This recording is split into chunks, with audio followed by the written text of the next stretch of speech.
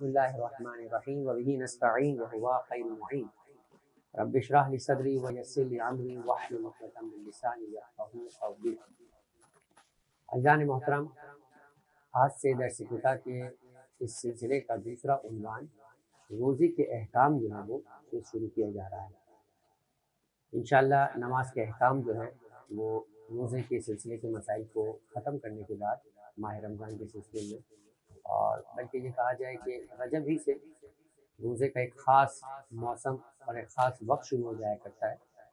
کیونکہ روایات میں یہ موجود ہے۔ حضرت مرتبہ پیغمبر اکرم حضرت محمد مصطفیٰ صلی اللہ علیہ وآلہ وسلم سے روایت یہ ہے کہ رجب پروردگار عالم کا مہینہ ہے، شعبان میرا مہینہ ہے، اور رمضان میری امت کا مہینہ ہے۔ پھر اس کے بعد پیغمبر کی روایت ہے کہ جو کوئی اس ماہ میں پروردگار عالم کی محبت اور پروردگار کی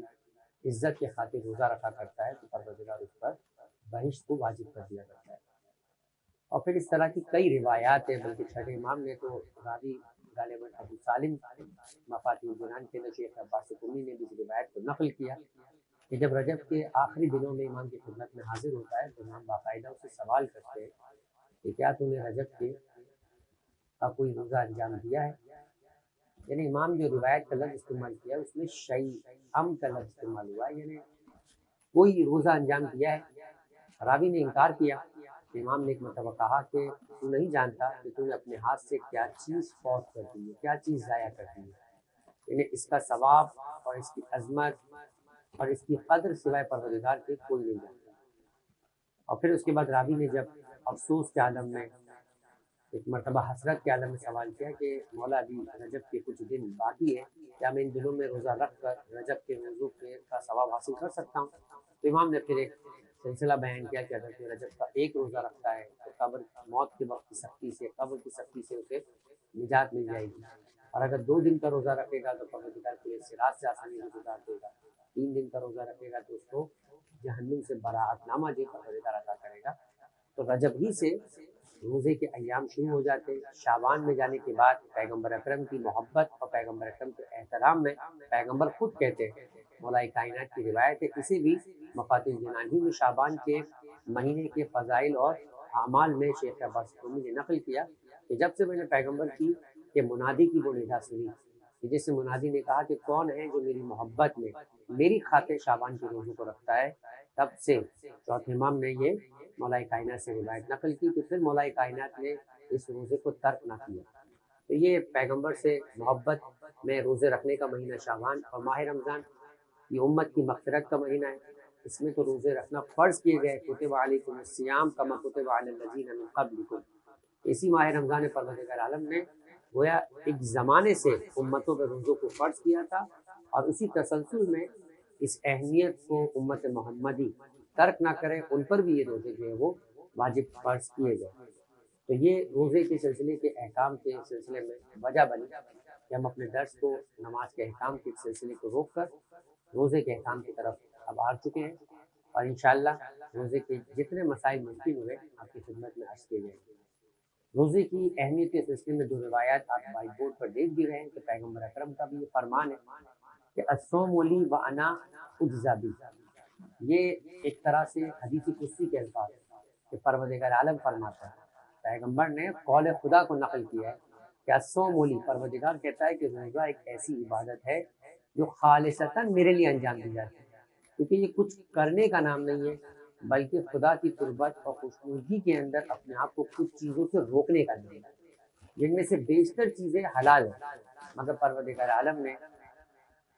اس کیفیت اور حالت کے اندر خوشنودی خدا کے لیے کوئی اگر اپنے اوپر خدا کی حلال چیزوں کو سے بھی اپنے آپ کو روک لے اس کی محبت میں، تو خدا کہتا ہے کہ یہ روکنا، یہ ترک کرنا، یہ میرے خاطر ہے روزہ، وَأَنَا أُجْزَبِي، تو اس کی جزا بھی میں ہی بنوں گا۔ یا بعض روایات کے اندر بعض علماء و مفسرین نے اس کو اس انداز سے بھی تفسیر کیا ہے کہ اس کی جزا میں ہی دوں گا۔ تو چاہے اس کی جزا فقط خدا ہو، تو چونکہ یہ خالصتاً خدا کے لیے انجام دی جاتی تو روزہ رکھنے والے کو گویا قربت خدا مل جاتی ہے، یا پروردگار جو ہے وہ اس کی جزا کا فیصلہ کرے گا۔ دوسری روایت کا ہے کہ الصوم جنۃ من النار، ہر چیز سے بچانے والی کوئی نہ کوئی چیز ہوتی ہے، اگر کوئی نقصان و شر پہنچانے والا انسان کے اعمال کا شر اس بات کا سبب بنے گا تو روز قیامت اسے جہنم میں ڈال دیا جائے گا۔ کون سی چیز ہے کہ جو جہنم اور اس کے درمیان سپر، ڈھال، بیریئر اور رکاوٹ بچ سکتی ہے اس کو بچانے کے لیے؟ تو کہا روزہ ایک ایسی عبادت ہے کہ جو روزے دار ہوا کرتا ہے، روزہ رکھنے والا ہوا کرتا ہے، قیامت کے دن یہ روزہ اس کے لیے جہنم سے سپر اور ڈھال بن جائے گا۔ اب روزے کی تعریف، روزہ کسے کہتے ہیں؟ آغا سیستانی نے اپنی توضیح کے اندر روزے کے احکام کی بالکل ابتدا کے اندر 1.5 سطر کی عبارت لکھی کہ روزے سے مراد ہے کہ خدا کی خوشنودی اور اس کے آگے اظہار تذلل کے لیے، یعنی اس کی بارگاہ میں اپنی بندگی، اپنے پست اور اپنے بندے ہونے کے اظہار کے لیے۔ ایک بندہ ذلیل ہوا کرتا ہے، آقا عزیز ہوا کرتا ہے، تو اپنی ذلت کے اظہار کے لیے، اپنی پستی کے اظہار کے لیے پروردگار کی خوشنودی کی خاطر جو ہے وہ اذان صبح سے لے کر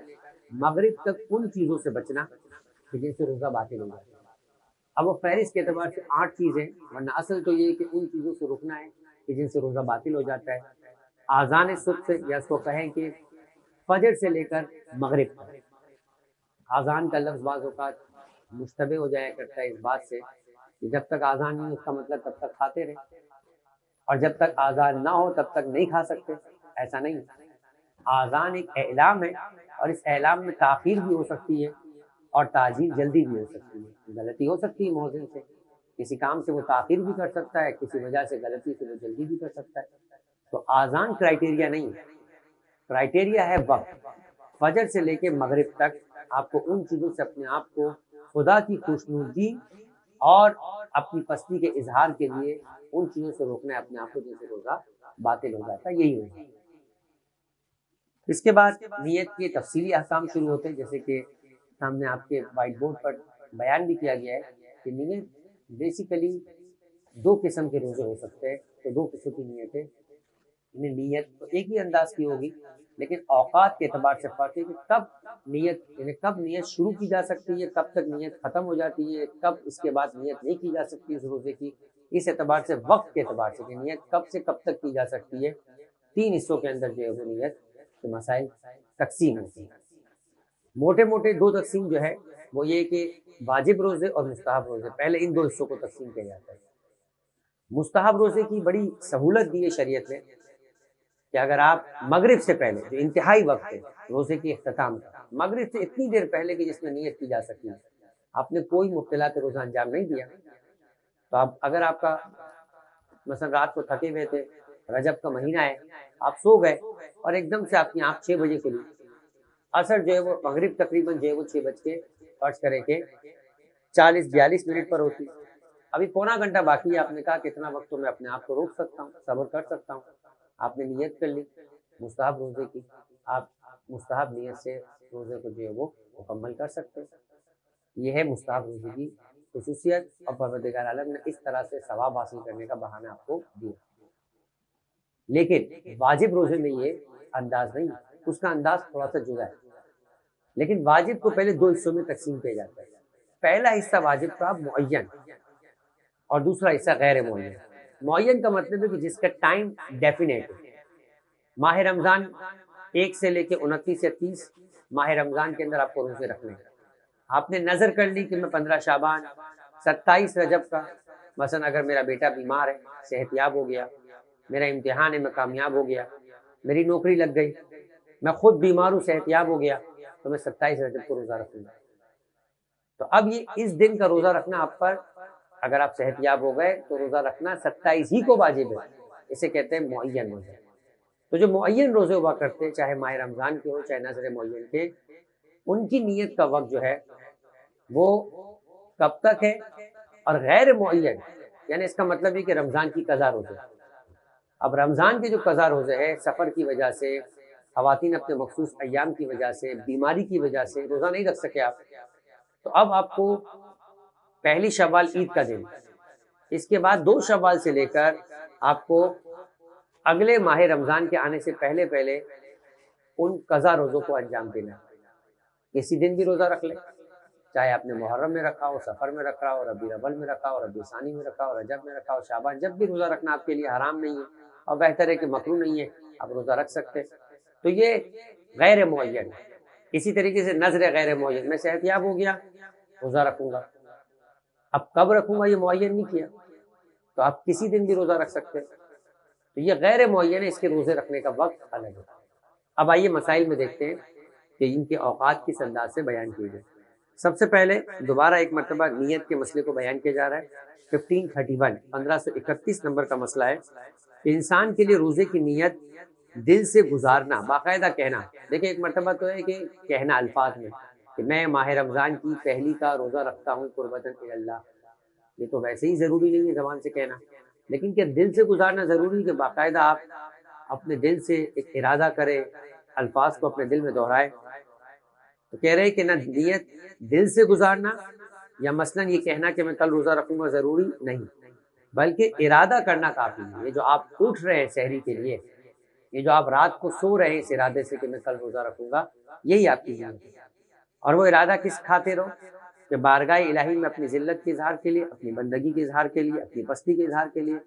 آذان صبح سے مغرب تک، پھر دوبارہ توضیح دے دی جائے، آذان صبح کا مطلب فجر، مغرب تک کوئی ایسا کام نہ کرے گا جس سے روزہ باطل ہو۔ تو سمجھ میں آیا کہ نیت جو ہے وہ دو حصوں کا نام ہے، پہلا کس کے لیے اور دوسرا کیا چیز ہے۔ تو کس کے لیے ہے، اس کا مطلب یہ کہ پروردگار عالم کی بارگاہ میں اپنی پستی کے اظہار کے لیے۔ اور کیا ہے نیت کا دوسرا حصہ کہ میں فجر سے لے کر مغرب تک اپنے آپ کو مبتلاۃ روزہ سے روکوں گا، یہ نیت مکمل ہے۔ ہر چیز کی نیت کے دو رکن ہیں، کس کام کو انجام دے رہا ہے اور کس کے لیے انجام دے رہا ہے، انہی دو چیزوں سے مل کے نیت ہے۔ یہی آپ کا ارادہ اگر ہے تو بس یہی نیت ہے، دل میں دہرانا، زبان سے ادا کرنا یہ ضروری نہیں۔ اب اس کے بعد ایک قاعدہ احتیاط ہے، اور یہی احتیاط ہمیں نماز میں بھی سکھائی جاتی ہے کہ آپ جب نماز پڑھیں تو آپ کو یقین ہونا چاہیے کہ وقت داخل ہو چکا ہے، لہٰذا آپ 1 منٹ قبل نماز نہیں پڑھیں گے، بلکہ 1 منٹ بعد میں نماز پڑھیں گے کہ آپ کو شک ہے کہ اب یقین ہو جائے گا کہ آپ نے وقت داخل ہونے کے بعد نماز پڑھی۔ وضو کر رہے ہیں، آپ سے کہا جاتا ہے کہ تھوڑا دائیں اور تھوڑا بائیں دھو لیں، اصل تو چوڑائی انگوٹھے اور درمیانی انگلی کے درمیان جتنا حصہ آ جائے۔ اب یہ ایک کان سے لے کے دوسرے کان تک نہیں آتا، بعض جگہ پہ کتابوں میں یہ لکھا ہوا ہے، بعض جگہ پہ اساتذہ یہ بتاتے ایک کان سے دوسرے کان تک، وہ احتیاط کے مورد کو بتانے کے لیے تاکہ انسان جو ہے وہ تھوڑی زیادہ مقدار کو دھو لے، اسے یقین ہو جائے کہ چہرے کی جو مقدار شریعت نے واجب کی تھی آپ نے وہ دھو لی۔ کوہنی سے لے کے انگلیوں تک دھونا ہے، آپ نے کہا جاتا ہے کہ کوہنی سے تھوڑا اوپر سے دھوئیں، کیوں؟ یقین ہو جائے کہ کوہنی کی وہ مقدار جو وضو کے اندر مطلوب ہے اور ضروری ہے وہ آپ نے دھو لی۔ یہ نہ ہو کہ آپ نے انچز کا فیصلہ کرنا شروع کیا، ملی میٹرز کا فیصلہ کرنا شروع کیا، پتہ چلا 1 ملی میٹر رہ گیا وضو میں، تو وضو باطل ہے۔ سوئی کی نوک کے برابر بھی جو حصہ دھونا ضروری تھا اگر وہ رہ گیا، چاہے آپ کو اس کی خبر نماز کے بعد معلوم ہو، آپ کا وضو باطل ہے، آپ کی نماز باطل ہے۔ اس زحمت سے بچنے کے لیے آپ کو کہا جاتا ہے کہ تھوڑا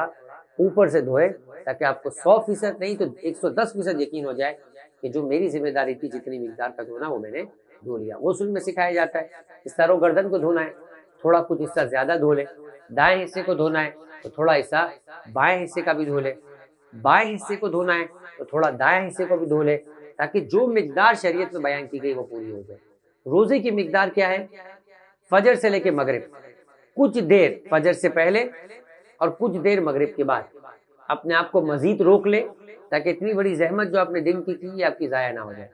اسی لیے کیلنڈر میں نماز فجر کا ٹائم کچھ اور ہوتا ہے اور روزے کے امساک کا ٹائم، روزے کے افطار کا ٹائم الگ الگ ہوتا ہے۔ یعنی اپنا امساک یعنی روکنا،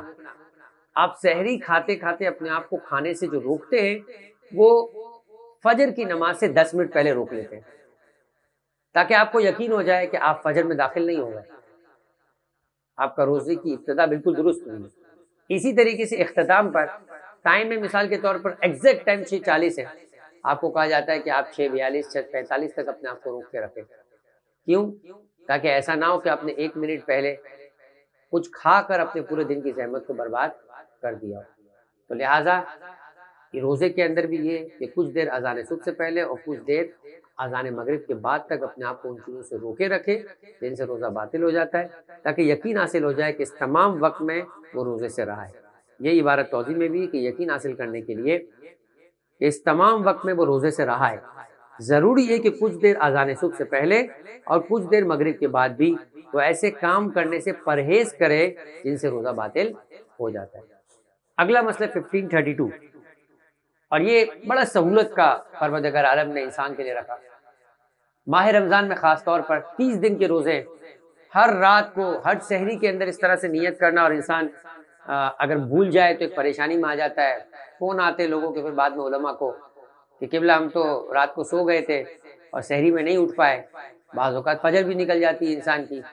اور اب دن میں صبح 9 بجے اٹھے، روزے کی نیت تو نہیں کی، اب کیا ہوگا؟ تو کہا کہ آپ پہلی، جس کو چاند رات کہتے ہیں، چاند رات میں 30 روزوں کی نیت ایک ساتھ کر سکتے ہیں۔ اسی طریقے سے رات کو جب سو رہے، سحری میں اٹھ کر نیت کرنا ضروری نہیں ہے، فجر سے چند لمحے پہلے نیت کرنا ضروری نہیں۔ آپ جب رات کو سوئے اسی وقت اس نیت سے سو جاتے ہیں کہ میں کل کا دن روزہ رکھوں گا، چاہے مستحب ہے چاہے واجب ہے، بس یہی آپ کا ارادہ ہے اور یہی آپ کے روزے کی نیت ہے۔ 1532، انسان رمضان کی ہر رات کو اس سے اگلے دن کی روزے کی نیت کر سکتا ہے۔ کوئی ضروری نہیں کہ سحری میں اٹھے گا، سحری کھانے کے بعد جب روک دے گا پھر نیت کرے، نہیں، آپ ہر رات کو سونے سے پہلے بھی کر سکتے ہیں، اور پہلی ہی رات میں 30 دن کے روزے کی نیت ایک ساتھ بھی انجام دے سکتے ہیں۔ 1533، اب آخری وقت کیا ہے؟ یہ تو ابتدائی وقت کی بات ہو رہی تھی کہ آپ کب نیت کر سکتے ہیں۔ آخری وقت، اب یہ بات ہو رہی ہے ماہ رمضان کی اسپیشلی، اور ماہ رمضان کے معین روزوں میں شامل ہے۔ ہر معین روزے کا ایک ہی مسئلہ ہے، اور وہ کیا ہے؟ اسے دیکھیے، رمضان میں روزے کی نیت کا آخری وقت ایک ایسے شخص کے لیے جس کی توجہ ہو، متوجہ شخص ہے، یعنی ایسا نہیں کہ اسے پتہ ہی نہیں کہ ماہ رمضان آ چکا ہے، یا غافل آدمی ہے، بے ہوش پڑا ہوا ہے، جس کی توجہ ہے کہ ماہ رمضان ہے، مجھے روزہ رکھنا ہے، آذان صبح سے پہلے، یعنی اس کو آذان صبح سے پہلے پہلے اپنی نیت کر لینی ہے۔ اب وہ چاہے رات کو 12 بجے کرے، صبح 2 بجے کرے، صبح 4 بجے کرے، آذان صبح سے پہلے پہلے کر لیں۔ یعنی احتیاط واجب یہ ہے کہ ضروری ہے کہ آذان صبح کے وقت جب وہ پرہیز شروع کرے تو ارادے کے ساتھ ہو، غیر ارادی طور پر پرہیز نہ ہو کہ ٹھیک ہے ناشتہ نہیں ملا اس لیے پرہیز ہو رہا ہے، یا بھوک نہیں لگی اس لیے ناشتہ نہیں کرنا اس لیے پرہیز ہو رہا ہے۔ جیسے ہر روز انسان سحری کے وقت جاگ کے کھانا تو نہیں کھاتا، نا سحری تو نہیں کرتا، فجر کے وقت ڈائریکٹ شروع ہوتا ہے تو بھوکا ہے۔ اس شخص میں اور ماہ رمضان کے شخص میں جو نماز پڑھا کیا فرق ہے؟ یہی فرق ہے کہ یہ ارادے کے ساتھ بھوکا ہے جو ماہ رمضان والا ہے، اور یہ شخص جو فجر عام دنوں کے اندر پڑھ رہا ہے وہ بغیر ارادے کے ساتھ بھوکا ہے۔ تو آذان صبح کے وقت جب وہ پرہیز شروع کرے تو ارادے کے ساتھ ہو، چاہے وہ ارادہ ناخود آگاہ کے طور پر اس کے دل میں کہیں موجود ہے، لاشعوری طور پر اگر اس سے کوئی سوال کرے تو جواب آ جائے گا، ابھی گویا اس طریقے سے متوجہ نہیں ہے جیسے عام طور پہ الرٹ لوگ ہوتے ہیں۔ ماہ رمضان کے اندر یہ الرٹنس بہت زیادہ آ جاتی ہے، باقاعدہ خاندان میں ایک ایک کو پوچھا جاتا ہے، ماں باپ پوچھتے بچے سے نیت کی ہے، نیت کی ہے۔ جیسے حج کے موسم حج کی عبادتوں کے اندر باقاعدہ ہر عمل کے اندر ہر ایک دوسرے کے بارے میں بھی متوجہ ہوتا ہے، اور خود بھی الرٹ رہتا ہے کہ بغیر نیت کے کوئی عمل شروع نہ ہو جائے کہ وہ عمل ضائع ہو جائے۔ تو وہ ہے الرٹ، آگاہ، ایک ہے ناخود آگاہ، ایک ہے شعور، ایک ہے لاشعور۔ شعوری طور پہ جو آگاہ ہے وہ تو توجہ کے ساتھ ہے، لیکن ایک لاشعوری طور پر انسان کے دماغ میں ہے۔ جیسے ماہ رمضان جب آگے بڑھتا جاتا ہے تو تیسرے چوتھے پانچویں چھٹے کے بعد پھر ایک انسان لاشعور میں عادی ہو چکا ہے، وہ نہ بھی کہے اور اس سے کوئی پوچھے تم کیا کر رہے ہو تو وہ پلٹ کے پوچھے گا، معلوم نہیں کہ ماہ رمضان کا مہینہ ہے کہ میں روزہ رکھ رہا ہوں، سحری کیوں کر رہا ہے؟ ممکن ہے کہ عام دنوں کے اندر بھی، اب ہمارے شہر میں تو لوگ عادی ہیں اس بات کے کہ رات کے 2 2 3 3 بجے کھاتے ہیں۔ اب وہ 2 3 بجے کھانے والا جو عام دن میں کھا رہا ہے وہ الگ ہے، ماہ رمضان میں اگر کوئی 2 3 بجے کھا رہا ہے تو اس کا مطلب ہے کہ وہ سحری کے لیے کھا رہا ہے، تو پھر جو ہے وہ یہ خود عمل اس کا لاشعوری طور کے اوپر توجہ میں ہوتا ہے اس کے کہ وہ ماہ رمضان کو روزہ رکھ رہا ہے، یہی اس کی نیت ہے۔ اور اس لاخود آگاہ کی جو ایک انسان کی جو ہے وہ اطلاع اور اس کا جو ہے وہ سمجھ ہے، اس کے ساتھ بھی وہ ماہ رمضان کے روزے رکھ سکتا ہے۔ تو بس ایک عام متوجہ شخص کے لیے فجر کی اذان جو فجر کا وقت ہے اس سے پہلے پہلے اس کو نیت کر لینی، یہ ہے آزاد اختیار اور توجہ کے ساتھ۔ اب آئیے 1534، یہ مستحب ہے کہ مستحب روزے کی نیت جیسے میں نے آپ سے بیان کی کہ پروردگار عالم نے یہ ایک سہولت دی ہے کہ انسان مغرب سے پہلے اگر کوئی مبتلاۃ روزہ انجام نہیں دیا، مغرب سے پہلے تک جتنی دیر میں وہ نیت کر سکتا ہے نیت کرے گا تو خدا اسے روزہ رکھنے کا ثواب عطا کر دے گا۔ جس شخص نے ایسا کوئی کام نہیں کیا، 1534، جو روزے کو باطل کرتا ہے تو وہ جس وقت بھی مستحب روزے کی نیت کر لے، اگرچہ مغرب ہونے میں کم وقت ہی کیوں نہ رہ گیا ہو، بس اتنا وقتوں کی نیت کی جا سکے، اس کا روزہ صحیح۔ 1535 اب یہ گویا ماہ رمضان کے ساتھ ساتھ معین روزے کو باقاعدہ توجہ کے ساتھ بیان کر کے مسائل بیان کیے جا رہے ہیں، اور معین روزے کی تعریف آپ کے سامنے بیان کر دی کہ مخصوص دن کا روزہ، جب آپ کو معلوم ہے کہ آپ کو اسی دن روزہ رکھنا ہے، جیسے نظر معین، جیسے عہد کیا ہو کسی نے، قسم کھائی ہو روزہ رکھنے کی، تو جو شخص رمضان کے روزوں اور اسی طرح واجب روزوں میں جن کے دن معین ہے، روزے کی نیت کیے بغیر اذان صبح سے پہلے سو جائے، اذان صبح کے وقت بیدار ہوتا، بیدار آدمی کے لیے تو وہی نیت کا وقت ہے، مگر رات کو سویا ہوا ہے، اٹھے گا فجر کی نماز کا وقت مثال کے طور پر 6:05 ہے، وہ 6:15 بجے اٹھتا ہے، اور اگر وہ ظہر سے پہلے بیدار ہو، اب فرق نہیں پڑتا فجر کے بعد بیدار ہو، لیکن کب تک؟ ظہر تک، ظہر سے پہلے پہلے جب بھی وہ بیدار ہو جاتا ہے، روزے کی نیت کر لیتا ہے، تو اس کا روزہ صحیح ہے۔ اب بغیر کسی ارادے کے انسان سویا ہے، بھول گیا کہ مجھ پر 27 رجب کا روزہ واجب ہے، منت کی تھی، بھول گیا، صبح اٹھا 10 بجے جب اس نے کیلنڈر دیکھا تو دیکھا کہ اس پر معین لکھا ہوا ہے کہ مجھے آج کے دن روزہ رکھنا تھا، اب وہ کہہ رہا ہے اب کیا کروں، بھول گیا، سحری بھی نہیں کی، لیکن آج کا دن روزہ رکھنا واجب ہے، اب کیا نیت کر سکتا ہے؟ کہتے ظہر سے پہلے اگر کوئی مبتلا کے روزہ انجام نہیں دیا ہے تو ایسا شخص کہ جو بغیر نیت کے سو گیا ہے، اس کے پاس اپنے معین روزے میں، چاہے وہ ماہ رمضان ہو چاہے وہ نظر معین کا روزہ ہو، ظہر سے پہلے تک کا وقت ہے کہ جس میں نیت کی جا سکے، وہ نیت روزے کی نیت کرے، اس کا روزہ صحیح ہے۔ اگر وہ ظہر کے بعد بیدار ہو تو اب کیا ہے؟ اب کہہ رہے ہیں کہ روزے کی نیت کا وقت ختم ہو چکا ہے، لیکن چونکہ معین ہے تو لہٰذا اس کی ذمہ داری ہے کہ اس دن بھی اپنے روزے کو رکھے اور اس کے بعد بھی ایک قضا کرے، تاکہ اس کی ذمہ داری ادا ہو جائے۔ ممکن ہے کہ آج کا روزہ کافی ہو جائے، لیکن امکان ہے کہ نہ کافی ہو، تو یہ معین اس کے کندھے پر ایک بوجھ و ذمہ داری ہے، تو لہٰذا آغا سیستانی فرماتے ہیں کہ ضروری ہے، یہ فتویٰ ہے کہ احتیاط کرتے ہوئے قربت مطلقہ کی نیت سے باقی دن خود کو روزہ باطل کرنے والی چیزوں سے بچائے اور اس دن کے روزے کی قضا بھی بچا لے۔ اب یہ قربت مطلقہ مطلب ایک مطلق کی قربت ہے، اب نہیں پتا کہ یہ واجب ہے، نہیں پتا کہ واجب نہیں ہے، بس خدا کی خوشنودی کے خاطر قربت مطلقہ، اظہار تذلل کے لیے آپ نے اپنے آپ کو مبتلا کے روزے سے بچانا ہے کہ آپ جو ہے وہ چونکہ ذمہ دار قرار پائے تھے آپ کو اس دن روزہ رکھنا ہے، تو قربت کی نیت سے اس دن آپ کو روزہ رکھنا ہے۔ 1536 یہ آج کا آخری جو ہے وہ مسئلہ ہے،